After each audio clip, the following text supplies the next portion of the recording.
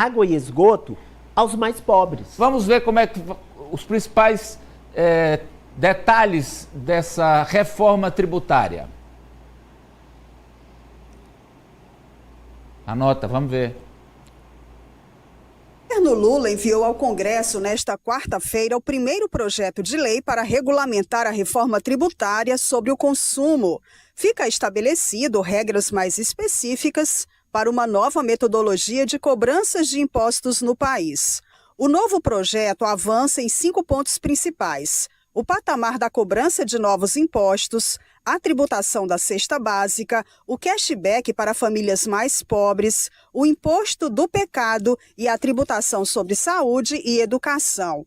O texto não crava a alíquota exata para os 2 impostos, o CBS e o IBS, mas estimativas apontam que eles devem chegar a 27% do valor do bem ou serviço, um dos percentuais mais altos do mundo. Para a cesta básica, a lista vai privilegiar alimentos que, de fato, são consumidos pela população de baixa renda. Hoje, são 745 alimentos.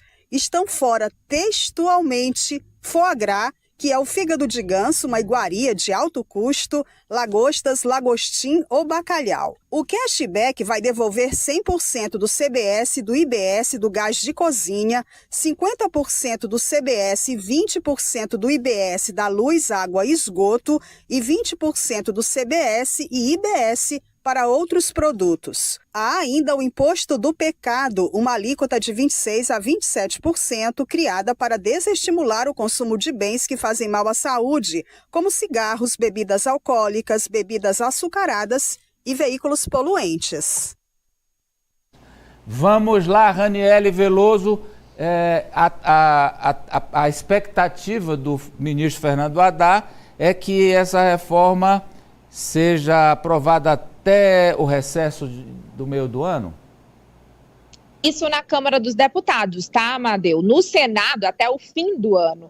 Essa foi uma promessa feita pelo presidente Arthur Lira, que recebeu em mãos, por orientação do presidente Lula, que pediu que o ministro da Fazenda imprimisse e entregasse aos presidentes das 2 casas, e Arthur Lira fez esse compromisso. Serão 2 relatores contrariando a intenção do presidente Lula, que defendia Agnaldo Ribeiro, que foi o relator da reforma tributária, e estava ao lado de Fernando Haddad quando ele falou com a imprensa. Haddad disse que essa reforma, quando for totalmente implementada até 2034, pode gerar um impacto no PIB, Produto Interno Brasileiro, de 10% a 20%, de forma positiva, e que também o Brasil pode sair dentre os 10 piores sistemas tributários do mundo para os 10 melhores sistemas do mundo, que vai simplificar a vida das empresas, vai melhorar também o bolso dos brasileiros, vai dar uma folga aí com essa simplificação dos impostos e criação do IVA dual, que é o Imposto sobre Valor Agregado, vai unificar os impostos federais no CBS e os estaduais e municipais no IBS. Haddad também já foi ali fazendo, né, o H com o Congresso Nacional, dizendo que todas as tratativas com o Senado e com a Câmara foram tratativas positivas até agora. Vamos ver a fala do ministro quando ele destaca os efeitos dessa reforma, dessa regulamentação, Amadeu. Vamos lá. Isso significa dizer que os investimentos no Brasil serão desonerados, que as exportações serão desoneradas, que os produtos de consumo popular, sejam alimentos, sejam produtos industrializados, que são consumidos pelas famílias mais pobres, vão ter um preço melhor. Isso significa dizer que não haverá cumulatividade nos impostos. Isso significa dizer que nós não vamos exportar impostos, o que encarece os nossos produtos no mercado internacional. Então, o conjunto de benefícios dessa reforma é inestimável. Há quem projete um impacto sobre o produto interno bruto entre 10% e 20%.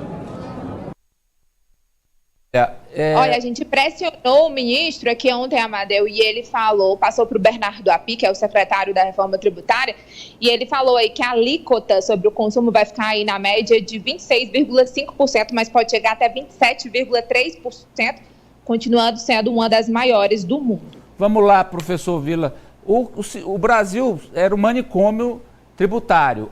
essa é uma reforma que vai botar a bola no chão. Nesse aspecto, já é uma influência econômica muito positiva, né, professor? Exato, Amadeu. O Bernardo Api é um grande especialista nessa questão tributária. Então, alguém que está há anos, inclusive, discutindo, analisando vários projetos de reforma tributária. Se esse projeto conseguir ser aprovado, especialmente nesse prazo que a Ranieri apresentou, no caso do Senado, da Câmara e do Senado Federal até o final do ano, vai ser muito positivo para o último biênio do atual presidente da República. É necessário simplificar o pagamento de tributos. É uma confusão, você vai em uma série de empresas, tem um setor dedicado só a isso, enorme, papelada para cá, coisa para cá, especialistas na questão tributária, é uma enorme confusão, realmente, você destacou bem, é um manicômio tributário, então isso parece que nós estamos caminhando. Agora, tem a questão muitas questões dos estados e dos municípios, que nós vamos ver como é que isso vai ser devidamente resolvido. Agora, na Câmara dos Deputados, por fim, deve ter uma discussão muito grande sobre a divisão de alguns desses impostos. Vai ser uma polêmica, porque é saudável, desde que seja uma discussão republicana, vai ser muito bom. Agora, cashback não dá, né? A língua portuguesa é muito mais rica do que a língua dos anglo-saxões, do que a língua inglesa, né? E tem uma história mais ou menos próxima, em termos de literatura não fica nada a desejar. Agora, cashback é o cúmulo. Imagina a maior parte da população, Amadeu, alguém vai falar assim, você recebeu cashback, ele vai achar que é alguma outra coisa, né? Então, vamos usar a nossa língua, porque ela é farta em substantivos, em adjetivos, em nomes próprios, Reembolso. em inglês, Reembolso. Voltar pro... Vamos usar reembolso, né, professor? Reembolso, claro. Reembolso. Você está sendo reembolsado. Pronto, onde tem aí, Nájila, já vamos fazer nós aqui, ó. Onde tiver ali cashback, propõe reembolso para devolver os impostos. Tá aí, ó, sugestão do professor Vila, imediatamente acatada, reembolso em vez do cashback. Agora, Guga, importante também que, assim, o governo, nesta visão da redução da desigualdade econômica, né? Claro, vai tentar fazer com que quem tem mais pague mais e vai tentar tirar o peso dos impostos daqueles que já estão numa situação econômica mais complicada, mais difícil. Essa sempre foi a promessa também de campanha do Lula, e a gente está vendo que o Lula entrar em campo, né, o Lula ir lá conversar com o Arthur Lira, o Lula ir lá e se movimentar politicamente, isso começa a dar frutos, a dar resultados. O Arthur Lira recebeu o Haddad, recebeu das mãos do Haddad a proposta, né, da reforma final, né, da reforma tributária, então tá caminhando, né? Temos o Arthur Lira dessa vez comprometido, temos o Pacheco comprometido, a gente sabe que é um tema que interessa para os dois também, mas só deles se colocarem já desde agora como agentes também desse processo para que se cumpra neste prazo a aprovação, já mostra que está dando certo aí a interlocução do Lula. Até o dia 16 de julho, né, eles querem aprovar na Câmara, até o final do ano no Senado, e pelo jeito vai dar certo. Se der certo, vai ser um pontaço aí para o governo Lula, como falou o Haddad, né, ao longo de pouco mais de uma década, o resultado para o PIB pode ser muito satisfatório, e é claro que vai trazer um otimismo e uma perspectiva positiva para o mercado que vai gerar frutos, né? A gente sabe que a economia ela é muito baseada em prognósticos, muitas vezes errados, mas outras vezes não. Enfim, o mercado está com uma sensação de que vai dar certo, isso já atrai mais investimento, então vai ser um golaço se realmente cumprirem nesse prazo a aprovação da reforma. França, importante também para o Lira e para o Pacheco, quer dizer, eles como presidentes, um da Câmara, outro do Senado, a reforma tributária sonhada há décadas foi aprovada na gestão deles. Justamente, há pelo menos 3 décadas, Amadeu, que se discute uma reforma tributária no Brasil e agora, na atual gestão do Lula, e com esse Congresso foi possível a aprovação no final do ano passado e agora vem essa regulamentação.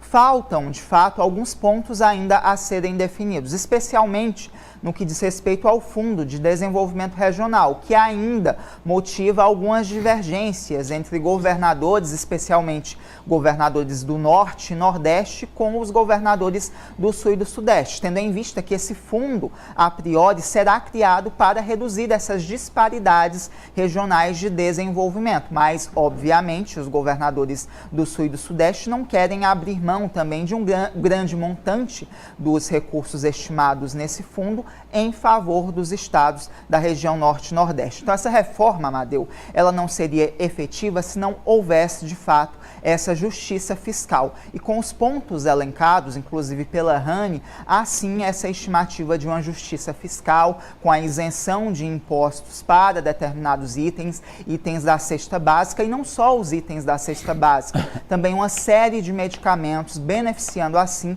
a população mais pobre. Então, realmente, é um caminho para que a nação como um todo prospere, Amadeu. Amarra aí, Ari. Amadeu, a gente precisa de pressa pelo seguinte: a gente fala muito de reforma tributária e pode ser que a nossa audiência avalie o seguinte, que a reforma tributária aprovada, ela já entra em vigor. Olha, ela vai entrar em vigor, se aprovada este ano, em 2032, porque tem um período de transição, né, Rani, que vai de 2026 a 2032. Então, cesta básica nacional com impostos zerados ou próximo disso, reembolso para o consumidor que ganha menos em algumas áreas, taxação dos mais ricos, taxação do rendimento de quem ganha mais. Tudo isso depende de regulamentação. Tudo isso depende de lei específica. Foi uma vitória gigantesca, como você bem já disse, o Franz frisou as 3 décadas, mas se você não avançar nessas regulamentações, foi para inglês ver. Então a gente precisa avançar nisso o quanto antes. Eu não sou tão otimista quanto o ministro Fernando Haddad, porque ano de eleição é muito complicado pedir que deputados e senadores trabalhem. Vamos agora para a manchete da Raniele.